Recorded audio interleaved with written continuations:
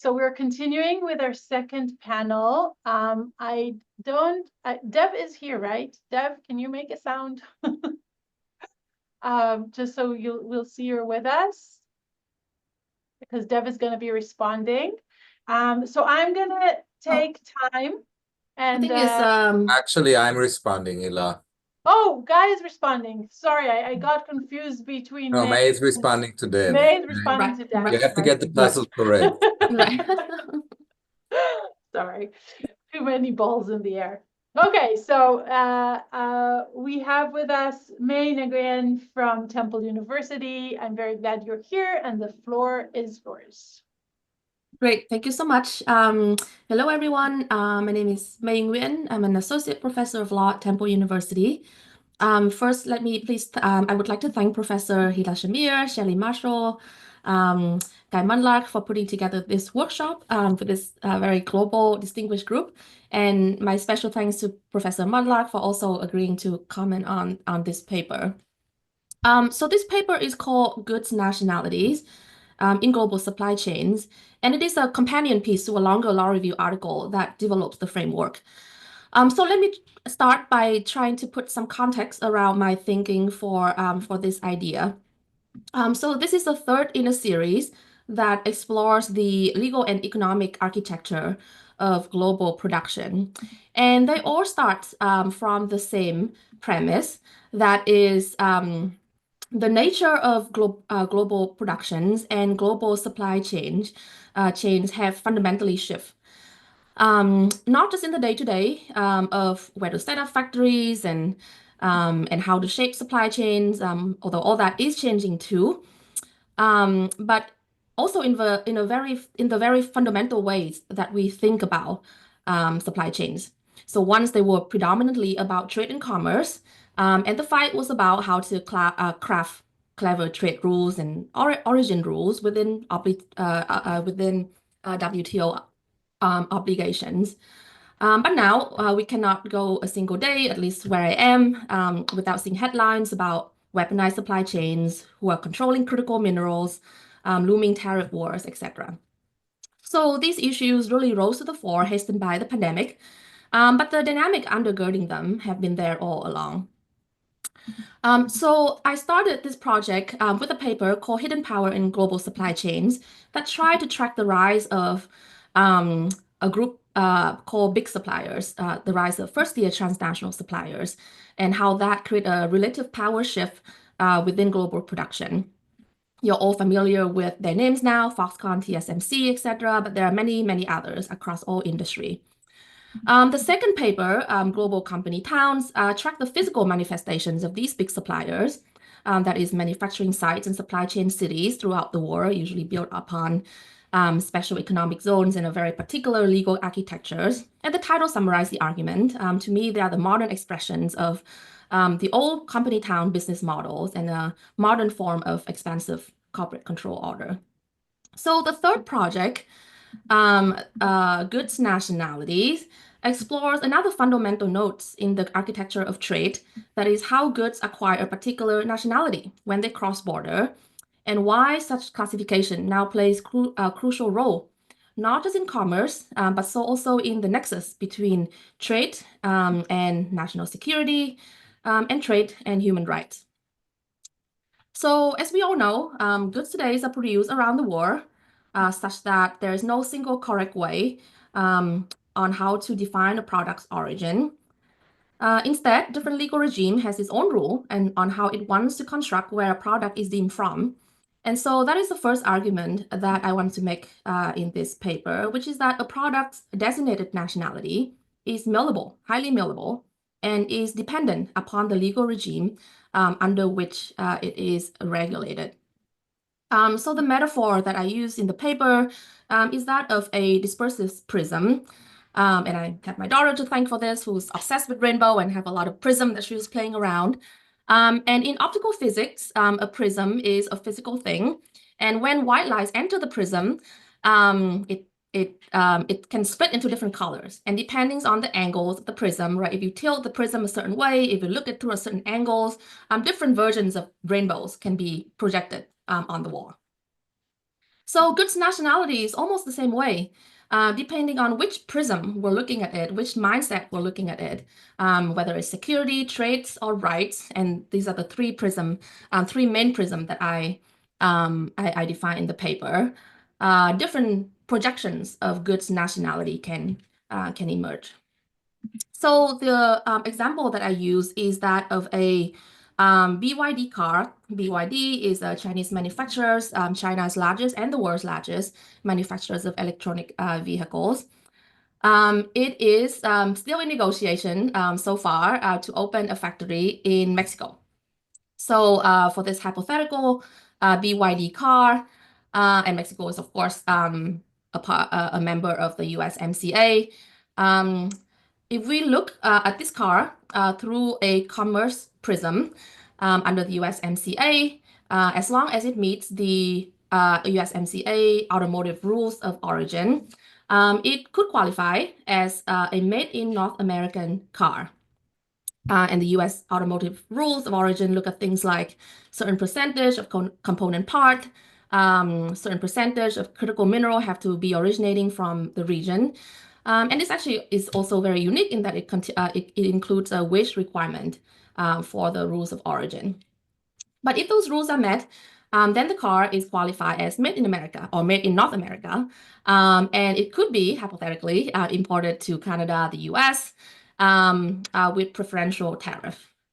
Now, for US regulators, however, looking at this car from a security prism, then this car is no way could be a not made in North American car, because what they're looking for is that they're concerned with the technology.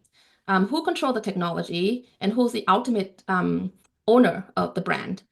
And so to regulators looking through a security prism, this BYD car would be a made in China car because of the technology component and the ownership of the brand.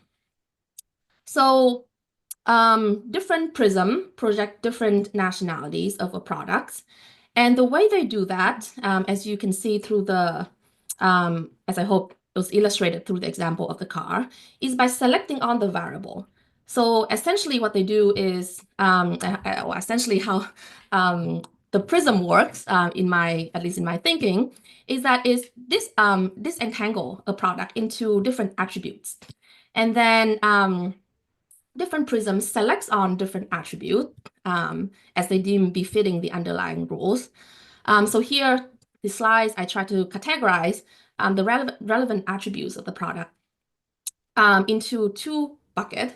So supply side attributes and then demand side attributes. Now, supply side attributes was inspired by sort of the classic factors of productions in economic literature. So labor, land, and capital, and that they mean physical capital, material infrastructures. But in today, global productions, we're also talking about monetary capital, investment, of course, technology, intellectual property, and then the production process that's no longer within one nation. And then entities such as producing firms and the suppliers network. So these are all relevant attributes on the sort of supply side, all the resources required to produce a product. And we also care now, particularly under the security prism, for demand side attributes. Who are the end user of this product and what are its potential end use? And the paper go a bit deeper into how it selects for each of these attributes. So then each prism then tend to select for the attributes that befits the underlying goals of the legal regime. So a commerce prism, such as trade agreement, tend to select for supply side attributes such as labor, land, material, etc., where they are produced, what percentage of these of a particular ingredient or component part has to come from, etc. The identity of the producing firm, where the supplier networks are. Rights prism, which care about the impact of global productions on certain group, that also tend to select for supply side attributes such as labor, productions, and process. And then the security prism is interesting because it selects also for supply side as well as demand side. So on the supply side, things like technology, critical minerals, investment, and then particularly the demand side, who are using this product and what are they using them for? So I'm thinking here about the concern with dual use between civil military fusion. All right. So the preliminary takeaway, what to make from all of this. So a couple for me. So product nationality is doing a lot of work across a lot of fields.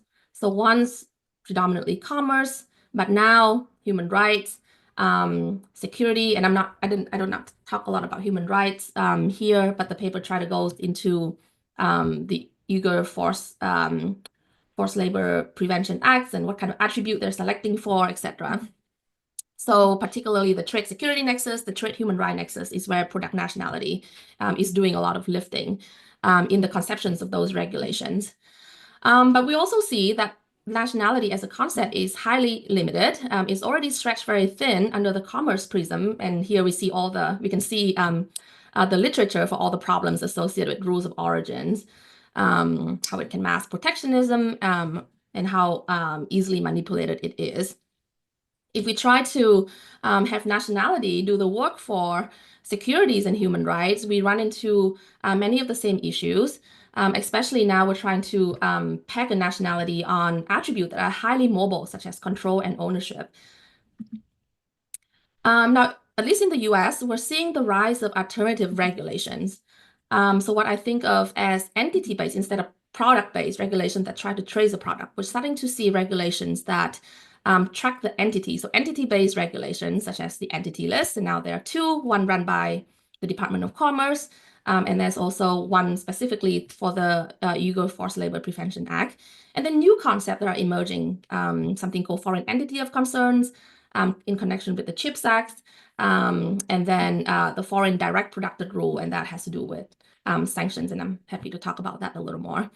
And then these are coupled with geography-based regulations. That is the designation of hostile nations. And for now, it is North Korea, Iran, Russia, and China. And all of these are layered on top of product-based regulations. So we're having quite a maze of network. And the concept of nationality is still underlying all of them. But here we can see the regulations sort of take out particular attributes and frame regulations specifically around them, entity-based, for example, instead of having that, try to trace that as part of product, now separating it out so that there are regulation forming specifically around them. All right, let me stop here. Thank you very much. Thank you so much, May. This was fascinating. Guy, the floor is yours. May, if you can, I don't know, Guy, if you have a PowerPoint? No, I don't have a PowerPoint. Okay, so we can just enjoy seeing it. So first of all, May, thank you so much. I enjoyed reading the paper, and I think it's wonderful. And it took me some time to figure out what I actually want to comment, other than the fact that I enjoyed reading it. So let me take this twist on it. Now, you explore how products acquire their nationalities in globalized economy, and you emphasize that a product's nationality is not fixed, but malleable. Now, the story is structured around trade stories, where there are a few prominent players in your article, and I think notably the most important ones are US and China. And China is especially important for the security prism. The discussion offers several concepts. You distinguish concept of origin and the more complex term of nationality. While origin may be technically difficult to discern, but nationality is intrinsically a multifaceted term. In terms of the building blocks, the terms that you use, you have factual attributes and you have conceptual prisms, and you play with them. So the factual attributes you divide into the supply side and the demand side. You argue that there are different attributes and the different legal regimes pick and choose among these attributes. In terms of the conceptual prisms, you emphasize three, which is trade, rights, and security. Now, legal norms in different countries create a complex system of nationality. Now, on the one hand, this can be viewed as a system of total chaos. On the other hand, it also enables lead firms in global value chains to enjoy international arbitrage. And you claim that they can tinker with the segments of production in order to conform with trade rules to their own advantage. I would generalize that complexity and uneven norms usually play out in favor of the strongest players, whether it is the dominant nations, US or in China, or the leading global value chains or the leading brands. The strongest players have the leeway of choice in designing the norms, if it's nations, or how to respond to them, if it's corporations. Leading corporations have the legal expertise and can invest in economic know-how that enables them to circumvent distinct and even conflicting trade rules. From my own prism that looks at human rights issues generally and labor rights in particular, there is a huge gap between the transnational capacity to establish rules as well as R&R, which in this context is respond and resist, and between the inherently local nature of the people who are engaging in production. Local communities are not strategic agents, but rather fixed attributes or building blocks with which the strategic players can play around with. Now, I think this analysis is beautiful and thoughtful.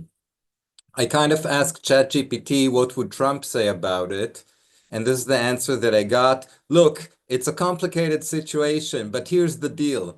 It's important. No one wants exploitation, but at the same time, the system is too complicated, too slow, and too bureaucratic. You've got these big international organizations, and they don't get it right. What we need is tough business-oriented approach. We need to protect rights, absolutely, but we need to make sure that innovation is encouraged. We want fair deals. We don't want to stifle growth.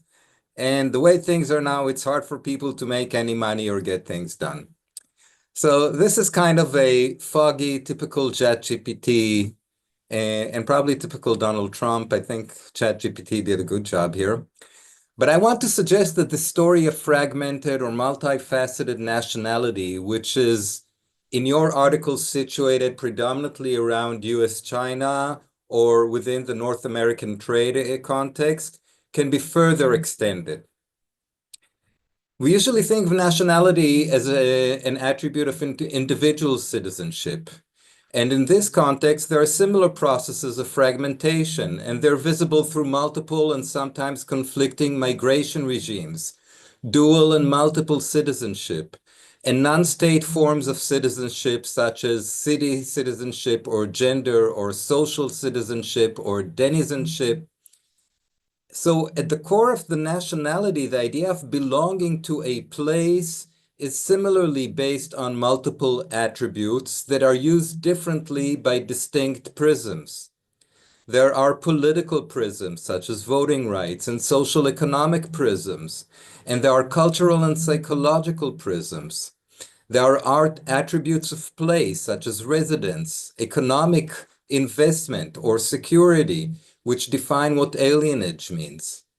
A particular prism that plays in human nationality is the cultural one, which refers to a shared of set beliefs, practices, acceptable norms of behavior, and the like. So this additional prism, and maybe there are more, but I chose the cultural prism from migration regimes and take it back to the discussion of your prisms in the trade context. And when we think about it regarding commodities nationality, I suggest that the three prisms in the article that you chose are derived from the particular cases that you had in mind. But they need not be the exclusive three prisms. There are other prisms. And I want to underscore the cultural one. And I think that resonating with your story, you're probably familiar with Carl Clare and Dan Danielson's work from about 20 years ago about the catfish dispute between Vietnam and the United States, where culture and the history of war played an important part in the trade regime. So we want to also figure that into the story. So where do we find cultural prisms in the context of commodities? I don't know, maybe they do play a role in trade regimes, and I leave this here for the trade specialists to think of example. But I'm taking two ancillary examples. One is legal protections and regulations that are related to protected designation of origin, what's known as PDO, and geographical indications. So I'm talking about things like Champagne or Dijon and the way that they are being itemized as local to a certain geography. Each country, PDO or GI, has its own regulatory body. There are also transnational bodies, notably in the EU. And this system combines a cultural prism and a strong economic prism, where different regions try to extract quasi-rents from closure or to advance economic distribution through competition. Now, the more common use of DPOs and GIs is, surprisingly, in the global north. So it is the more powerful agents in this global map that can actually use this kind of system. And what kind of attributes are they looking at? They're looking at geographical links, they're looking at the production process control, they're looking at quality and consistency. So there are various attributes, and we're playing again the same game of attributes and prisms that pick and choose among these attributes. Now, the flip side, to take another example, the flip side of DPOs is the appropriation of indigenous cultural knowledge, which is upheld and confirmed by various intellectual property norms at the global and the state levels. So this is a complex topic that revolves around the protection of traditional knowledge, cultural expressions, and innovations that originate from indigenous communities. These communities have often developed unique practices, methods, and knowledge over centuries, but these have historically been vulnerable to exploitation and misappropriation. So the issue is how to ensure that indigenous people can maintain control over their cultural and intellectual resources while benefiting from their use in fair and respectful manner. So here again, we have a cultural prism and we have an economic prism, and they may come together or they may clash. And what are the attributes? How we define traditional knowledge, which can be subcategorized into various attributes, its cultural expressions, its biological resources and access. So like in the trade disputes, which may you describe, legal norms originate from multiple sites, national and transnational, but based on different prisms and therefore focus on different attributes. And you can find these legal sites both territorially within nation states and transnationally, in international conventions, in regional conventions, and also in international civil society. So I'm sure there are other good examples of how nationality can be unpacked with regards to humans and with regard to commodities. And I find the framework of prisms and attributes to be a very useful instrument for analysis. I like that. Now, I think that the examples that you give are based on an inductive method, whereby the analysis explains certain phenomena that you have in mind regarding trade law. I think that if you identify other forms of analysis that resonate with this same methodology, exposing the malleability of nationality can also point at a more theoretical and comprehensive attempt to rethink of what remains of nationality altogether. Now, I'm saying this, I don't think there is anything wrong with the inductive approach. I think the article sticks well. But I think that maybe there is a potential here for the fourth article in the series, and that's the one that tries to think if anything remains of our concept of nationality. Thank you very much, Guy. May, maybe would you like to respond, and then we'll open it up to questions, or to say Yes, what you think great. in response. Yeah, I'll just be very brief. Thank you so much. Yeah, that's wonderful. That's really great and insightful. And yeah, so that really almost like showed me a way out, because I'm just so stuck in this framework of these three prisms that I'm like almost lost in there. But you're absolutely right that this current situations and why the US is almost, sort of stuck in this prism, right? It doesn't have to be the way it is. And if we think about a broader set of ways to view this, that there are other prisms at play, that almost is a way out, right, for a better future, and how not to be stuck in this trade security, trade rights nexus. So I really, truly very much appreciate that. Thank you. So let's open it up to questions from others. If anybody wants to ask, you can jump in. Roy. So this sort of goes to Guy's point. When I was reading the paper, I thought that nationality in the way it crosses purposes or crosses functions is a lot like what title used to be in property law, and so title used to do all this work, and eventually people started saying, no, we actually, if we look at the functions that we're trying to get across when property is supposed to be changing hands, tracing whether someone has title isn't really our question. Sometimes we want to know if parties transferred risk. Sometimes we want to know if parties, can exclude, and so on and so forth. So in a way, one way to generalize what you're doing is to say that we have, the different prisms are sort of different functions, and that is, in a way, it's like saying this isn't the same word when we use it for prism 1's function, prisms 2 function, prism 3, and that seems to me to be a really interesting. There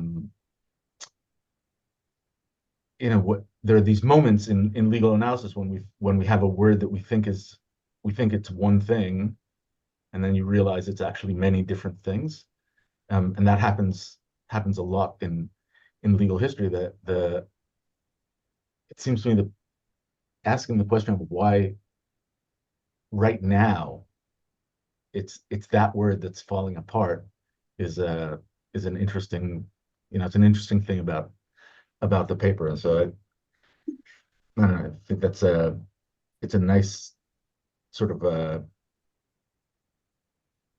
way different conceptual tools can come up and turn relevant at different times just seems like an interesting part of the project. Thank you, Roy. I see Dev. Yeah, I can't find the other raise your hands. I'm physically raised it. Okay. I'm Dev Nathan from India, and I liked the paper by May, but I think the very convoluted manner of trying to look at it through all these prisms draws to me one important lesson for all our work. There's a limit to methodological nationalism, and the global value chain brings that out. We don't have as yet a new conceptual framework, but in a way we are struggling. The world is struggling to get out of the old conceptual framework of the nations. It's still there, it's still strong after all that's happening, and I will also deal with it. But I think there is a problem, and we need to realize that our methodological nationalism is becoming inadequate to understand what we are trying to explain. Thank you, Dev. Meital. Hi, good morning. First of all, I wanted to say that I really, really love your writing. I read it yesterday and it was fascinating and well written. So thank you and kudos for that. I was wondering, you gave the example of nationalities of car, and you mentioned that the way the nationality is being distinguished is according to the different components of the car manufacturing, with the more complicated aspects of the manufacturing deciding about the nationality. So I was wondering, in that context, for different kind of products and commodity which are maybe less complicated than car manufacturing, how you distinguish the nationality, especially in the context of culture and maybe other components which are not similar to chemicals or the engine, which is very clear what is the more important components of the manufacturing. But again, in a more simple kind of products, then how you distinguish. Thank you. So I'll jump in, and I just want to say again that I enjoyed the paper as well, and made me think, and now with Dev's comment as well about the limit of methodological nationalism and Guy's emphasis on culture, really made me think about the new prisms we need here, or maybe the old ones. So thinking about kind of a more material analysis of this versus a power analysis of this, right? Because we could think about this in ways that are quite kind of almost biological, like it's done with food and sometimes with drugs. They're really checked for the components. But other elements here that you mentioned is kind of follow the power, right? Follow the money. Whatever made this product is whoever benefits from it most. And so that's a different analysis that we'll have. And that will bring us to, so thinking about materiality, thinking about a power analysis, thinking about, I guess in intellectual property, you may have a different way to think about the ideas that come into it and the creativity that comes into it. But all these intersecting frameworks that we can put on this on top of your prisms in some way, or maybe side by side with them, or maybe each one of these would have its own. I don't think these are separate prisms. It's just like a different perspective to look at commodities. So, I just want to offer this plurality into the discussion as well. Anybody else before we let May respond? So May, the floor is yours. Great, thank you very much, everyone, for your comments. To Roy, that's really interesting about title, which I aside from the law school course on property law, I have not thought about title in a long time. So that really a nice comparison and something for me to look into. Dev, thank you for the thought on methodological nationalism. And this is precisely what I've been struggling with, right? That the notion of the nation state and sort of this irony of this current moment that as much as globalizations flatten boundaries, it also caused sort of the cleavages around nation state, the boundaries around nation states to really deepen. And so I think that's what all these regulations are struggling with, so the transnationality of it on the one hand, and then this sort of deep urge, at least here in the US by the current administration, to draw a deep line around national boundaries. So the limit of nationalities, very much something that this paper is struggling with.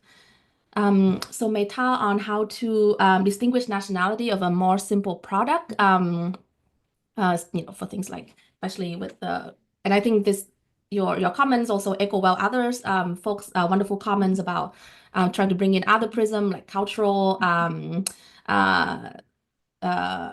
these guys in Hila's comment both about, right, the materiality of it versus the cultural aspect, the power approach. So here I think, right, it depends on what are you looking at this product for? Is it as a consumer? Is it as a regulator? Is it as a human rights advocate? Right? What are you selecting for?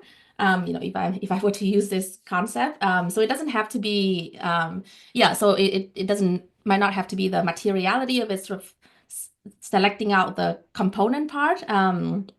But as Sila said, follow the money, like see who benefit, see who's harmed by this product or this production. So thank you, everyone. I think one thing is clear that I should not try to, should not be stuck in this and in this framework, which is it's really wonderfully highlight how I guess I'm a product of North American educations, and so consciously or not, I'm sort of stuck in this sort of prism myself. And thank you for the reminder to think broadly and think about sort of other possibility. I truly appreciate it. Thank you very much, May. Any one final comments before we go on a short break? I see Desiree joined us. Hi, Desiree. Any other final comments, or we'll take our break? So we're gonna go again on a short break. Oh, sorry, did I miss someone? Or was this okay? So I'm just looking at the time. So we're gonna break for 13 minutes, and we'll be back at my 3:50. Thank you all. And thank you, May, for this great paper, and Guy for the response.